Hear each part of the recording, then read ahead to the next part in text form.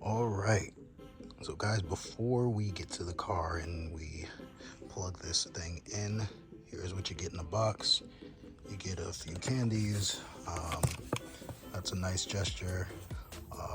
I went with n75. I spoke to Daniel on multiple occasions about certain tunes and things that I wanted to do with the car for the future and what I got done right now. And we're going to see how it did. So, like I said, I chose n75. I like the good amount of feedback that they have. And for the last few months, I've been keeping in contact with him, asking questions, and he's been answering all my questions. Just overall great,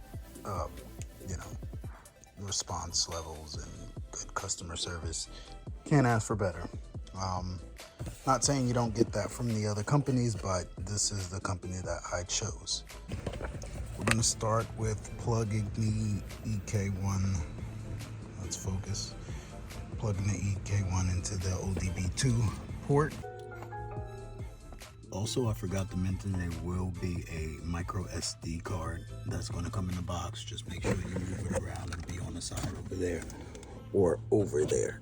So here we are. We're updating and writing the patch. It's called a boot patch up to the Elantra. So what you're going to do is just allow this patch to basically write itself on and read the ECU. Then you're going to get the file that's inside of the SD card and basically send it to your tuner, and then they'll be able to send you the correct stuff.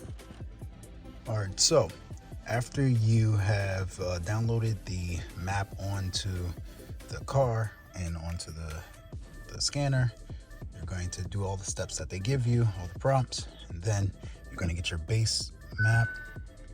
After you get your base map, let that log in. And basically what you're going to want to do before you can go all out, balls to the walls, you want to basically check off all the things that you want your Ek1 to pick up. So for this, I'm going to be doing basically a little bit of a data log for this base map, and then hopefully send it back to Daniel, and then we'll see what happens. But so far, it's been a little bit of a process. It's still very, very new. And basically they had to get patches for the ECU just to bypass some of the things, so to be safer and ensure that everything works properly. So right now, excuse the car being a little dusty. Right now we are on the base map and we're going to drive around, get some data logs. But basically I'll do some little recordings of what differences I see and feel from the first actual drive from the base map. All right, so we're going to do a data log. This is the third or fourth data log that I've done. So these are all the parameters, and you just want to do a few pulls. So we're going to do a start pull, probably just first and second gear, maybe a little bit of third depending. I'm on a road that it's 50 to 55, so that's all we're going to get to, and we're going to see how she does.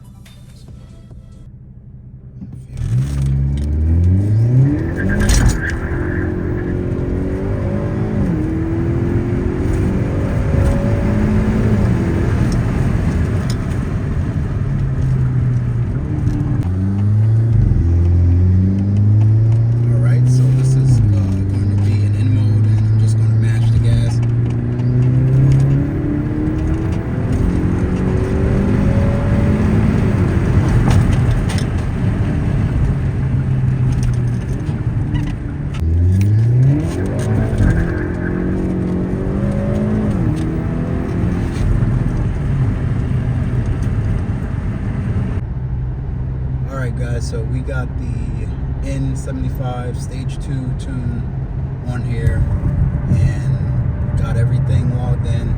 Everything's good to go, and we are going to do our first pull with this stage 2 and see if we can feel a difference. So.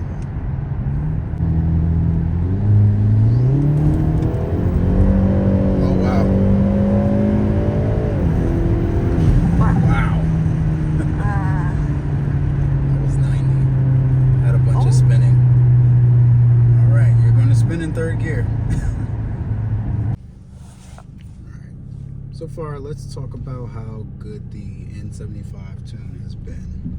So we've had it on for 3 days now, right? 3 days? Mm-hmm. Okay. What would you say? What are the differences that you feel? And then I'll go into what I feel. Well, you definitely feel the power come on pretty much immediately compared to the way that it was before. Yeah. Like, it feels more like it's a consistent pull when you're accelerating versus like it coming on, I don't know.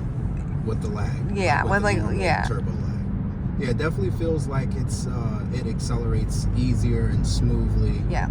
The whole thing seems to run smoother. It definitely takes a lot less throttle to get up to speed and to just do normal everyday passing. Even in eco mode, it takes off normally with, I would say, maybe 10 to 15% throttle, where before I had to put a little bit more throttle in there. So and it feels like it just responds a lot quicker at a certain point when I get a chance, but it definitely pulls a lot stronger, a lot smoother, a lot harder, and overall the car just feels a lot more refined.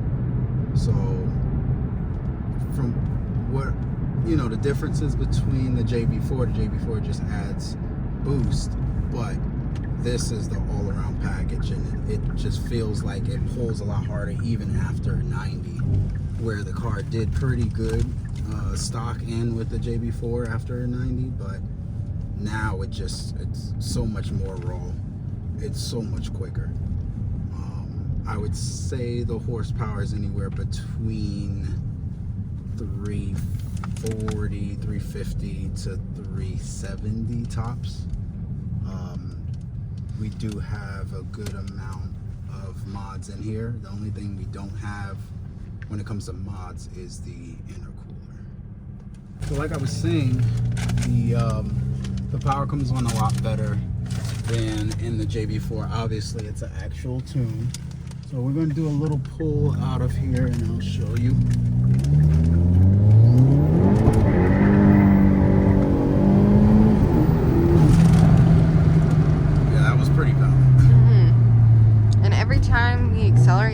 Like before, I would get pushed back in the seat, but now I really get pushed back in the seat. I get pushed back. And every time he lets off the throttle hard, I fall forward. Yeah, it's pretty. It's pretty aggressive. Yeah, it's nice. It's exactly what you would want if you got a tune. Like if you wanted more power, you get more power. If you want more fuel efficiency, you get that more fuel efficiency. We actually have the raised RPM to 7,000. Do I mind it? I don't really mind it. He gave it to me as an extra. Definitely shout out to N75, Daniel over there. He's very helpful. He answered all my questions, and I had a lot of questions. Very friendly, knowledgeable guy, and he really has a love for these KDM cars. So if I could recommend anyone, I definitely recommend Daniel at N75. We do not have the spare ECU. We went with the Ek1. So the Ek1 Lite it's been great. It's pretty good for logging. It's a quick device to tune. If I want to go back to stock, I can. It's just a great device overall.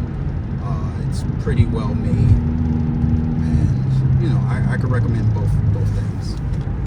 We'll do another little pull. I'm just gonna mash the gas. I'm not gonna downshift.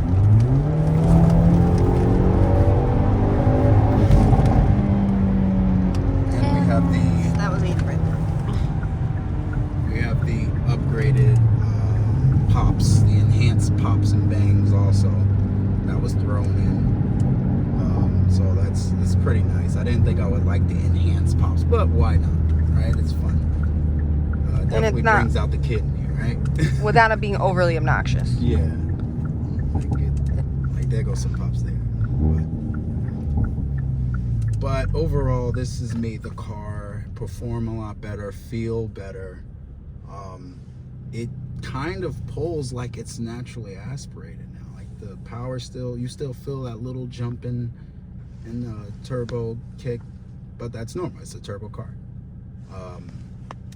But right now we will be getting some Mexico runs in pretty soon. We're going to go against the Evo again. There's a STI that is full bolt on. We tried to run a M4 the other night, but it was damped outside, and it was about a 60 roll in Mexico. And we just spun all the way to 90 miles an hour, so that wasn't ideal. I actually didn't know that was going to happen. I was still, it was still the first night. Still feeling it out. Yeah, but this car is like, holy shit. Now, like, you're going to see. I'm going to have some people drive in, get their reactions of it. And all for one, this is a $600 device, I believe. The tunes cost another $400 to $500, I believe, maybe $600. I don't remember, but the guys at Six actually helped me out when it came to patching it, because the first day that I got it, I just hooked it up. I didn't read anything. The excitement got me. That's on me for not reading. And basically, I hooked it up, and there was a bit of an error because you're supposed to patch it. It's not going to be able to read anything if you don't have a startup patch. So, things have to be done the right way. Nathan at Six gave me a hand with the patch, gave me a good patch, walked me through everything on how to do it correctly, and it was a pretty simple startup from there. No errors, no check engine lights. We got this light on for no the tire pressure monitors. We're going to be getting new wheels soon with a new tire setup for the next drag season. Get some nice tires on here, and give you one more pull before we wrap it up here. Let's see it.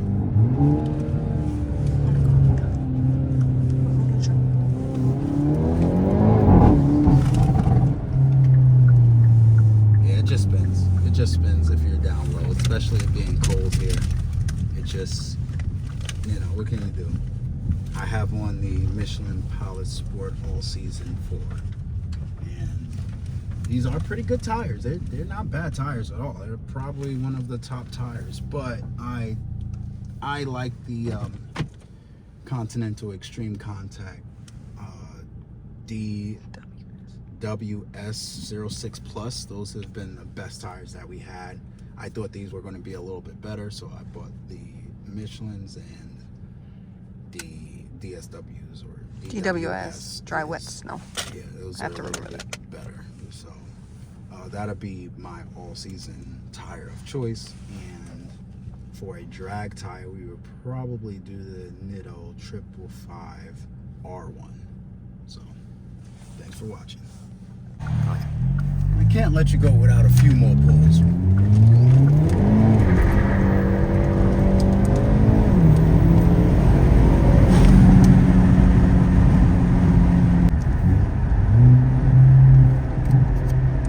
Pretty sure second gear goes to 60.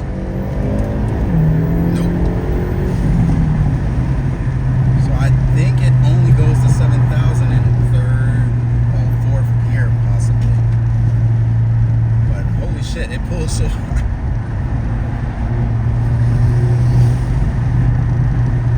I don't think it's picking up the intake noises that I'm getting, but it's intoxicating. If you had it, or if it's just hard to explain it, but it sounds so good. It does. The camera never does it justice.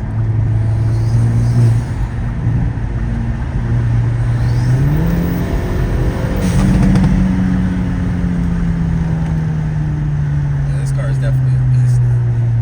It was pretty damn good before, but it's definitely a beast.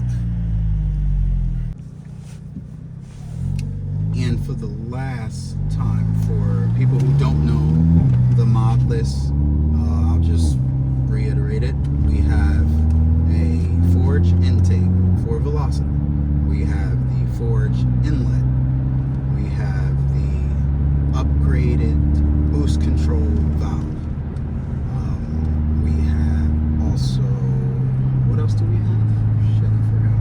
integrated high pressure fuel pump. Mm-hmm. The part number is in one of the videos that we did before, and that is about it. Other than the blow-off valve from Boomba, which, in my opinion, is one of the best sounding blow-off valves out there. Like, it doesn't get annoying. It really doesn't. It's once you build boost, there is a blow-off. No matter if you even hit just 3 pounds. Like it's not as loud if you were to, be at 10 pounds. But, those are the mods. Do you need a high pressure fuel pump? Absolutely. If you're going stage 2, you're going to be going to those limits. You're going to get to those limits of fueling, and you're going to have a lot of fuel cutting. That's not fun, and that it's not good for the car either. Just have as an extra insurance, just to make sure everything's performing properly. Do your homework. Do things the right way. Don't cheap out. If you're going to cheap out, then with certain cars and certain mods, it's probably not for you. Maybe you should look into something else. But the fuel pump costs around $250 if you're lucky from Korea, but you gotta wait, to about $600 for somebody that has it here. The intake and inlet, that's another $500, right? That's what the intake and inlet. The boost pressure valve costs me, I believe, $50 or $100.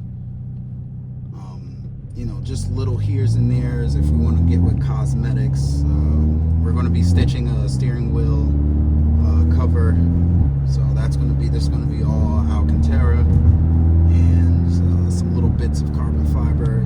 It just costs. Overall, the Ek1 Lite and everything was about $1,100. You just got to be prepared.